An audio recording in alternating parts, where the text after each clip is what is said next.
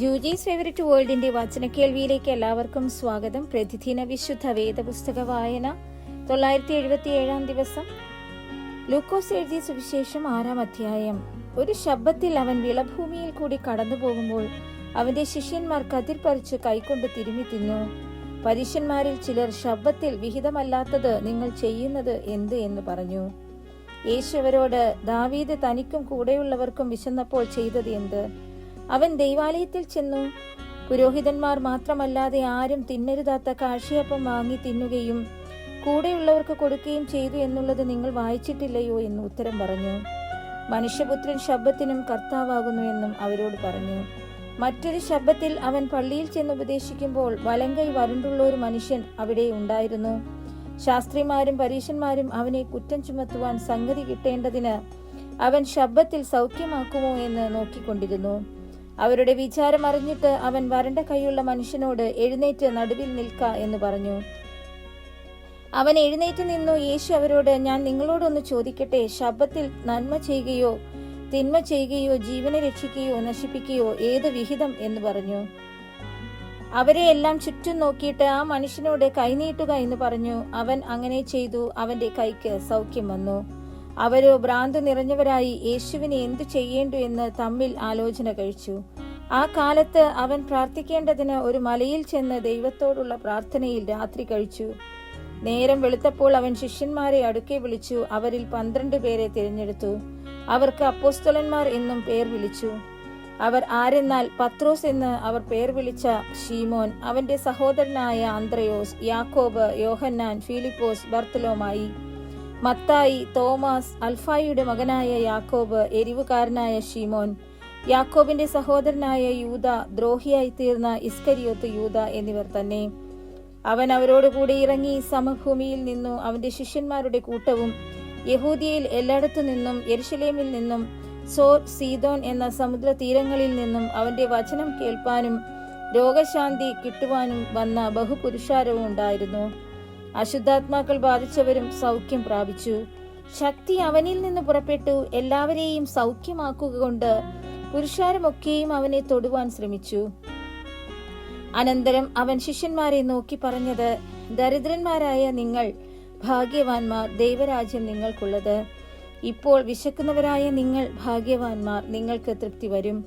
ഇപ്പോൾ കരയുന്നവരായ നിങ്ങൾ ഭാഗ്യവാന്മാർ, നിങ്ങൾ ചിരിക്കും. മനുഷ്യപുത്രൻ നിമിത്തം മനുഷ്യർ നിങ്ങളെ ദ്വേഷിച്ച് ഭ്രഷ്ടരാക്കി നിന്ദിച്ച് നിങ്ങളുടെ പേർ വിടക്ക് എന്ന് തള്ളുമ്പോൾ നിങ്ങൾ ഭാഗ്യവാന്മാർ.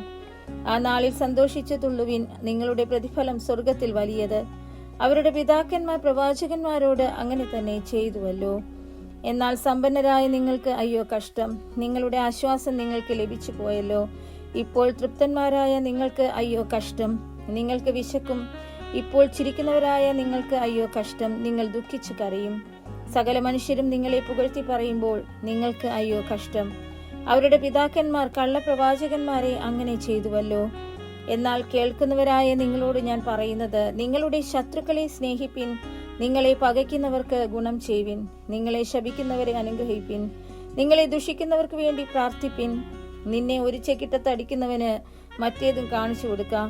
നിന്റെ പുതപ്പ് എടുത്തു കളയുന്നവന് വസ്ത്രവും തടുക്കരുത്. നിന്നോട് ചോദിക്കുന്ന ഏവനും കൊടുക്കാം. നിനക്കുള്ളത് എടുത്തു കളയുന്നവനോട് മടക്കി ചോദിക്കരുത്. മനുഷ്യർ നിങ്ങൾക്ക് ചെയ്യണമെന്ന് നിങ്ങൾ ഇച്ഛിക്കുന്നത് പോലെ തന്നെ അവർക്കും ചെയ്യുവിൻ. നിങ്ങളെ സ്നേഹിക്കുന്നവരെ സ്നേഹിച്ചാൽ നിങ്ങൾക്ക് എന്തുപചാരം കിട്ടും? പാപികളും തങ്ങളെ സ്നേഹിക്കുന്നവരെ സ്നേഹിക്കുന്നുവല്ലോ. നിങ്ങൾക്ക് നന്മ ചെയ്യുന്നവർക്ക് നന്മ ചെയ്താൽ നിങ്ങൾക്ക് എന്തുപചാരം കിട്ടും? പാപികളും അങ്ങനെ തന്നെ ചെയ്യുന്നുവല്ലോ. മടക്കി വാങ്ങിക്കൊള്ളാമെന്ന് നിങ്ങൾ ആശിക്കുന്നവർക്ക് കടം കൊടുത്താൽ നിങ്ങൾക്ക് എന്തു കിട്ടും? പാപികളും കുറയാതെ മടക്കി വാങ്ങേണ്ടതിന് പാപികൾക്ക് കടം കൊടുക്കുന്നുവല്ലോ. നിങ്ങളോ ശത്രുക്കളെ സ്നേഹിപ്പിൻ, അവർക്ക് നന്മ ചെയ്യുവിൻ, ഒന്നും പകരം ഇച്ഛിക്കാതെ കടം കൊടുപ്പിൻ. എന്നാൽ നിങ്ങളുടെ പ്രതിഫലം വളരെയാകും. നിങ്ങൾ അത്യുന്നതന്റെ മക്കളാകും. അവൻ നന്ദികെട്ടവരോടും ദുഷ്ടന്മാരോടും ദയാലുവല്ലോ. അങ്ങനെ നിങ്ങളുടെ പിതാവ് മനസ്സലിവുള്ളവനാകുന്നത് പോലെ നിങ്ങളും മനസ്സലിവുള്ളവർ ആകുവിൻ. വിധിക്കരുത്, എന്നാൽ നിങ്ങളെയും വിധിക്കയില്ല. ശിക്ഷയ്ക്ക് വിധിക്കരുത്, എന്നാൽ നിങ്ങൾക്കും ശിക്ഷാവിധി ഉണ്ടാകുകയില്ല. വിടുവിൻ, എന്നാൽ നിങ്ങളെയും വിടുവിക്കും. കൊടുപ്പിൻ, എന്നാൽ നിങ്ങൾക്ക് കിട്ടും. അമർത്തി കുലുക്കി കവിയുന്ന ഒരു നല്ല അളവ് നിങ്ങളുടെ മടിയിൽ തരും. നിങ്ങൾ അളക്കുന്ന അളവിനാൽ നിങ്ങൾക്കും അളന്നു കിട്ടും. അവൻ ഒരു ഉപമയും അവരോട് പറഞ്ഞു, കുരുടന് കുരുടനെ വഴികാട്ടുവാൻ കഴിയുമോ? ഇരുവരും കുഴിയിൽ വീഴുകയില്ലയോ? ശിഷ്യൻ ഗുരുവിന് മീതെയല്ല, അഭ്യാസം തികഞ്ഞവനെല്ലാം ഗുരുവിനെ പോലെയാകും. എന്നാൽ നീ സഹോദരന്റെ കണ്ണിലെ കരട് നോക്കുകയും സ്വന്തം കണ്ണിലെ കോൽ വിചാരിക്കാതിരിക്കുകയും ചെയ്യുന്നത് എന്ത്? അല്ല, സ്വന്തം കണ്ണിലെ കോൽ നോക്കാതെ സഹോദരാ നില്ല്, നിന്റെ കണ്ണിലെ കരട് എടുത്തു കളയട്ടെ എന്ന് സഹോദരനോട് പറവാൻ നിനക്ക് എങ്ങനെ കഴിയും? കപടഭക്തിക്കാരാ, മുൻപേ സ്വന്തം കണ്ണിലെ കോൽ എടുത്തു കളക, എന്നാൽ സഹോദരന്റെ കണ്ണിലെ കരട് എടുത്തു കളവാൻ വെടിപ്പായി കാണുമല്ലോ. ആകാത്ത ഫലം കായ്ക്കുന്ന നല്ല വൃക്ഷമില്ല, നല്ല ഫലം കായ്ക്കുന്ന ആകാത്ത വൃക്ഷവുമില്ല. ഏത് വൃക്ഷത്തെയും ഫലം കൊണ്ട് അറിയാം.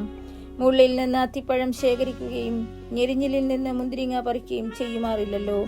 നല്ല മനുഷ്യൻ തന്റെ ഹൃദയത്തിലെ നല്ല നിക്ഷേപത്തിൽ നിന്ന് നല്ലത് പുറപ്പെടുവിക്കുന്നു, ദുഷ്ടൻ ദോഷമായതിൽ നിന്ന് ദോഷം പുറപ്പെടുവിക്കുന്നു. ഹൃദയത്തിൽ നിറഞ്ഞു കവിയുന്നതല്ലോ വായ് പ്രസ്താവിക്കുന്നത്. നിങ്ങൾ എന്നെ കർത്താവേ കർത്താവേ എന്ന് വിളിക്കുകയും ഞാൻ പറയുന്നത് ചെയ്യാതിരിക്കുകയും ചെയ്യുന്നത് എന്ത്? എന്റെ അടുക്കൽ വന്ന് എന്റെ വചനം കേട്ട് ചെയ്യുന്നവനെല്ലാം ഇന്നവനോട് തുല്യൻ എന്ന് ഞാൻ കാണിച്ചു തരാം. ആഴെ കുഴിച്ച് പാറമേൽ അടിസ്ഥാനം ഇട്ടു വീട് പണിയുന്ന മനുഷ്യനോട് അവൻ തുല്യൻ. വെള്ളപ്പൊക്കമുണ്ടായിട്ട് ഒഴുക്ക് വീട്ടിനോട് അടിച്ചു, എന്നാൽ അത് നല്ലവണ്ണം പണിതിരിക്ക കൊണ്ട് അത് ഇളകിപ്പോയില്ല. കേട്ടിട്ട് ചെയ്യാത്തവനോ അടിസ്ഥാനം കൂടാതെ മണ്ണിന്മേൽ വീട് പണിത മനുഷ്യനോട് തുല്യൻ. ഒഴുക്ക് അടിച്ച ഉടനെ അത് വീണു, ആ വീട്ടിന്റെ വീഴ്ച വലിയതുമായിരുന്നു.